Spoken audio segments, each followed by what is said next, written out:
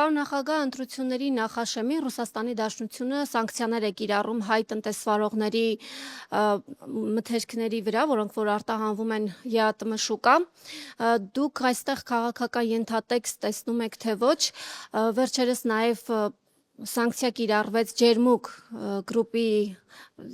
ապրանքանիշի վրա։ Մեզ հայտնի է, որ Ջերմուկ գրուպը պատկանում է Վայոց ձորի մարզպետի, քվական մարզպետի հորը, շատերը հենց այստեղ քաղաքական ենթատեքստ են տեսնում։ Ռուսաստանի Դաշնության նախագահը շատ ուղիղ ակնարկել է, որ պետք է Նիկոլ Փաշինյանը ընտրություն կատարի ԵԱՏՄ-ի եւ ԵՄ-ի միջև։ Դուք ինչպես եք տեսնում այդ ընտրության ելքը, այսինքն դուք ինքներդ կարող եք ընտրություն կատարել եւ կարող եք ընտրել երկուսը միաժամանակ, ինչպես եք դա տեսնում համատեղությունը։ Նիկոլ Փաշինյանը ասում է, որ եթե իրենից բացի դուք, Սամվել Կարապետյանը եւ Գագիկ Ծառուկյանը գան իշխանության, ապա անխուսափելի է լինելու պատերազմը եւ ամբողջ քարոզարշավի երրորդ հարկն է կառուցում այդ հարցի վրա։ Լավ, երեք հարկանի հարց է դառնում։ Ես կառաջարկեի, եթե պետք է մենք մի ԵԱՏՄ-ն ավարտենք։ Մի 2-3 անգամ կարող ենք sense պատասխանել ԵԱՏՄ-ի մասով։ Նայեք, ակնհայտ է, որ ԵԱՏՄ-ն եւ Եվրոմիության անդամակցությունը անհամատեղելի է։ Սա ընդունում է նաեւ Հայաստանի իշխանությունը։ Բայց ինչ է ասում Հայաստանի իշխանությունը, ասում է մենք բռնել ենք այս ճանապարհը, դուք սպասեք, երբ որ մենք հասունանանք, պատրաստ կլինենք, մենք ձեզ կասենք։ Ռուսաստանի պես խոշոր երկրների հետ այսպիսի լեզվով չեն խոսում։ Ոչինչ չեն խոսում։ Աշխարհում ընդունված կարգը հետևյալն է։ Յուրաքանչյուր գերպետություն ունի որոշակի աշխարհաքաղաքական շահեր եւ ինքը իր հարաբերությունները, իր առևտրային ռեժիմները համադրում այդ շահերի հետ։ Նայեք Միացյալ Նահանգների քաղաքականությունը ինչպիսին է։ Չինաստանի նկատմամբ, Կանադայի, Մեքսիկայի, նույնիսկ բարեկամ երկրների նկատմամբ տարիֆային քաղաքականության փորձում է ինչ որ սիգնալներ տալ, այսպես ասենք, ինչ որ բան ցույց տալ, իր ուժը, իր կարողությունը։ Այդ տեսանկյունից Ռուսաստանը չափազանց համբերատար է, չափազանց համբերատար։ Բայց մոտեցումը հետևյալն է, եթե դու բարեկամ երկիր ես, ուրեմն քո հետ մեկ առևտրային ռեժիմների մեջ կարող ենք լինել։ Եթե դու դուրս ես գալիս այդ բարեկամ երկրի կարգավիճակից, գնում ես դեպի երկրներ, որոնք Ռուսաստանի հետ ճշնամացած են այսօր, ուրեմն դու այլ ռեժիմների մեջ կարող ես հայտնվել։ Եվ սրա մասին իրենք ասում էին, սա բան չէ, հանկարծակի չէ։ Առնվազն վերջի 2 ամսվա ընթացքում Ռուսաստանի պաշտոնյաները անընդհատ դա հուշում են։ Ես իմ ելույթներում միշտ ասում եի, որ զգուշ եղեք։ Չի կարող երկրի արտաքին քաղաքականությունը համահունչ չի լինի երկրի տնտեսական շահերի հետ։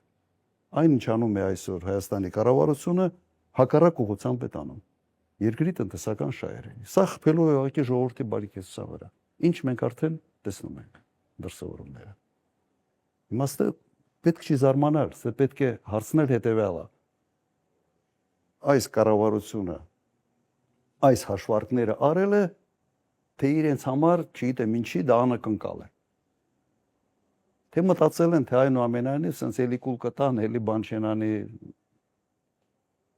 Ինձ համար սա սպասվելիք իրադարձությունների մի շղթայի սենց հետևողական շարունակությունն է։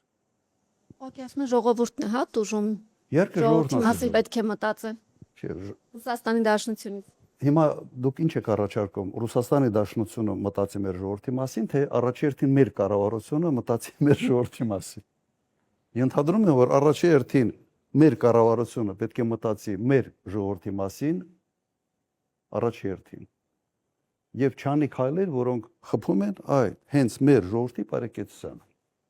Իսկ Ռուսաստանի Դաշնությունը ինքը առաջնորդվելու է առաջերտին իր պետական ազգային շահերով։ Ուրիշ մոդել ուղղակի չկա։ Իմ տպավորությամբ ես ուղղակի գնահատական կտամ իմ sense հայացքով ոնց եմ տեսնում։ Իրենք համարում են, որ հայ ժողովուրդը բարեկամ ժողովուրդ է, շատ են ուզում, որ Հայաստանի Հանրապետությունը լինի բարեկամ երկիր, բայց այն հարցազրույցները, այն հայտարարությունները, որ անում են պաշտոնյաները, նշանակում է, որ բարեկամ երկիր տեսնելով Հայաստանին, իրենք տեսնում են ոչ բարեկամ կառավարություն։ Եվ փորձում են այդ կառավարությանը հուշել, որ սա անվերջ չի կարող շարունակվել եւ սա հետևանքներ ունենալու։ Վլադիմիր Պուտինի հետ հեռախոսով 200 անգամ խոսելը Նիկոլ Փաշինյանը հայտարարել։ Ինչի մասին է վկայում, վատ թե լավ հարաբերություններ։ Ես կարծում եմ, որ ենթադրում եմ, որ Նիկոլ Փաշինյանը մտածում է, թե